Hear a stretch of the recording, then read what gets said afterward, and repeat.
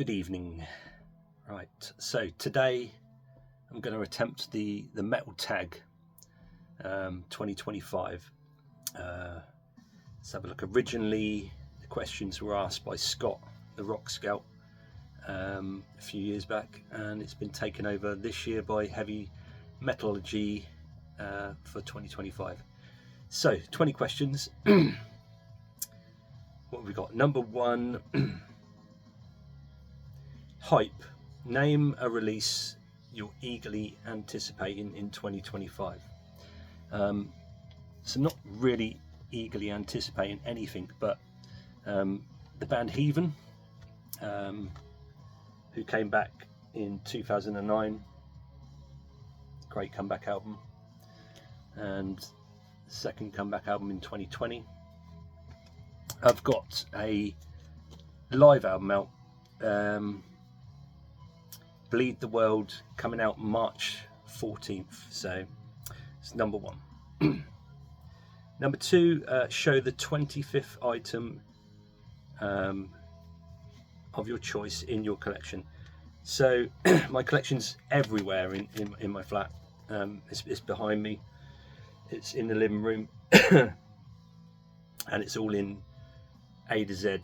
So in the bedroom at least, the Pit of Doom.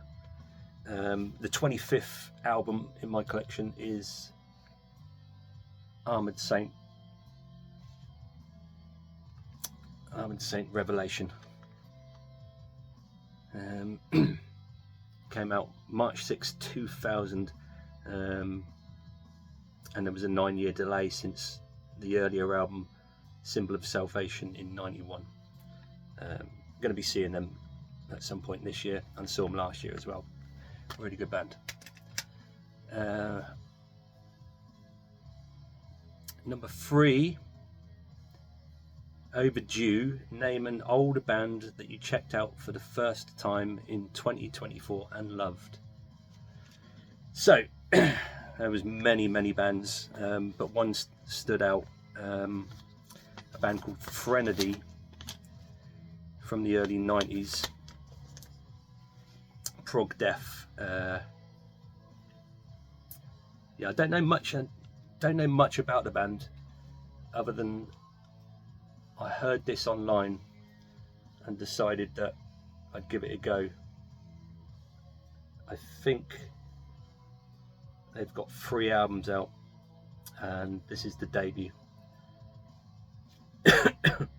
So that's overdue. Name an older band that you checked out for the first time in 2024 and loved.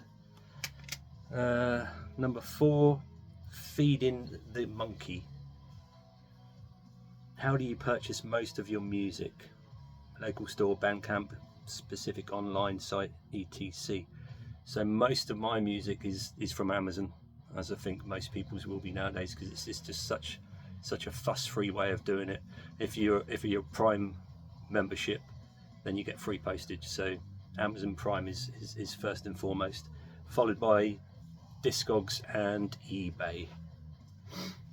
So number 5, Enigma. Show a heavy metal album that musically is really hard to place in a heavy metal subgenre. Now this was a tricky one, because everybody likes their genres and everybody has a particular genre that they go for, and mine are thrash and death and doom metal, but I like everything in between. So this is an album from 1997. It's progressive thrash, a bit like Nevermore or Tadmorose or Morgana Le Fay. The band is Pathos. I think they're Swedish, and it's just really difficult to put them into one category. I know they're touted as progressive thrash, but it's a little bit all over the place. And what a weird band name and album title. Hoverface. I mean, come on, what does that mean? Pathos and Hoverface. So yeah, that's number 5, Enigma. Show a heavy metal album that musically is really hard to place in a heavy metal subgenre. Number 6, Eating Crow. Talk about an album that you used to hate, but after years it finally clicked and now you can't get enough of.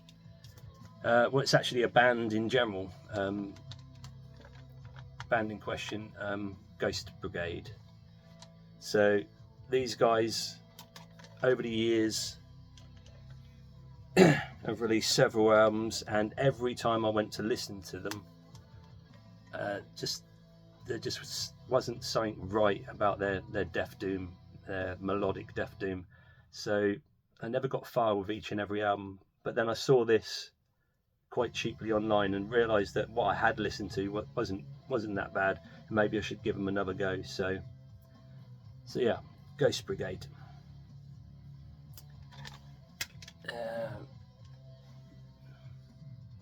Number 7, Impulse. Show an album that you blind bought in 2024. So I like everything to do with Catatonia. Sweat the whistle. And I like tribute albums.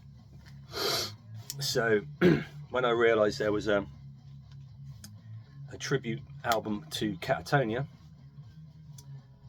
I thought, well, I like all their songs and I don't really care what bands are covering them. They're not going to be that bad.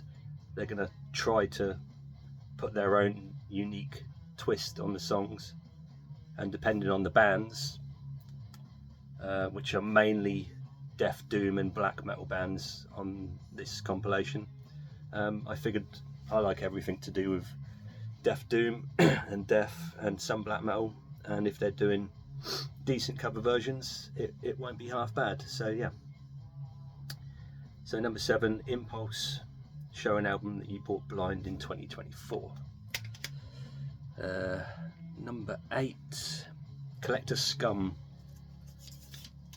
Collector Scum would be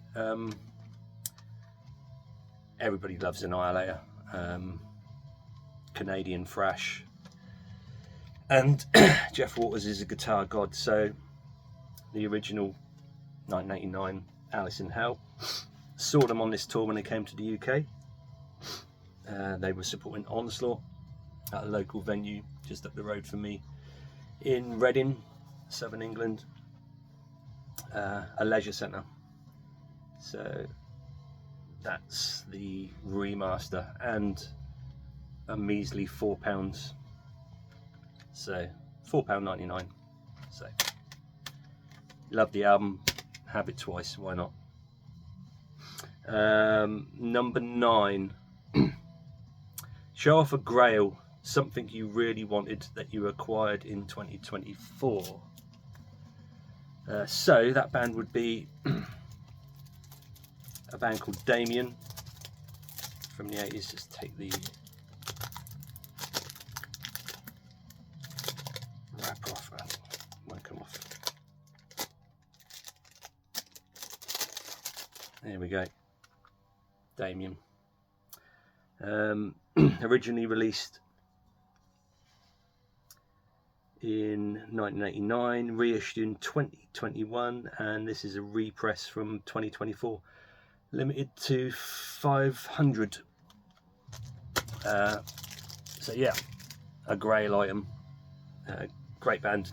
Had never heard of them before last year. Number 10, a plea to the cult gods. What is a grail item you're on the hunt for? There's too many. But I got everything by Bolt Thrower, apart from the Cenotaph EP. So this is Who Dares Wins, which is a compilation of rarities, and it includes the Cenotaph EP on it. But I'd still like to have it as a standalone single or EP, but it's impossible to find. Well, when it is possible to find it, it goes for upwards of 80 quid. So a Cenotaph EP from 1991. Number 11, a Boomerang album. A Boomerang album. Show an album that no matter how many times you purge it from your collection, another copy returns to you. Well, I've only bought it twice. And when I first bought it, I bought it on the strength that it was one of the biggest, most famous death metal bands in the world, and it was from their demo days. So the album in question was Mantis, Death by Metal. Well, I played it, and the quality is just what you'd expect really from a demo band in the 80s. Even one as high caliber as Death, they had to start somewhere. So these demos are pretty poor quality. The audio isn't great, and I bought it at full price, $14.99 I think it was originally when it came out. Played it once, thought it was a bit naff, didn't do anything for me, thought I would probably never play it again, and didn't. So I sold it. Then I was in HMV one day a couple of years later, and I decided that it was worth a second chance, and maybe just for the collection. So it was only $7.99, so I rebought it. What's next? 12. Reunion. Name an artist that you had lost track of over time but reconnected with in 2024. Well, not a band that I was familiar with the first time around, if I'm honest. I didn't really know what they were, whether they were like a thrash band, a power metal band, a death doom band. There wasn't much information at the time. Obviously no access to online content back then, and no streaming sites, no YouTube as such. But then I come to realise that I did like their particular style of doomy sort of heavy metal. Seventh Angel. So that was number 12. Number 13. Upstart. Name a new band whose debut album really impressed you. Didn't have to come out in 2024, but recently. Okay, so that's number 13 is so Nate Garrett is the mastermind behind this band, and I like pretty much every band he's been in, numerous bands, and he's always done like a doomy kind of style of music. So he's got like a one-man project emulating the sound of Typo Negative, and that's Neon Nightmare. I do believe that was from last year.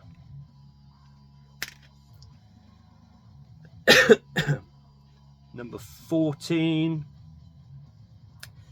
Influencer. Show a band or a release that you bought in 2024 as a direct result of watching someone's YouTube channel.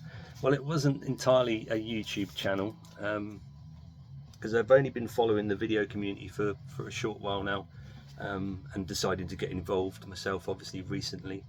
But it was a friend of mine on my Facebook group page that was talking about this band, and I know that he loves his death and his doom, everything sort of miserable and dirgy. So he showed the band The Drowning.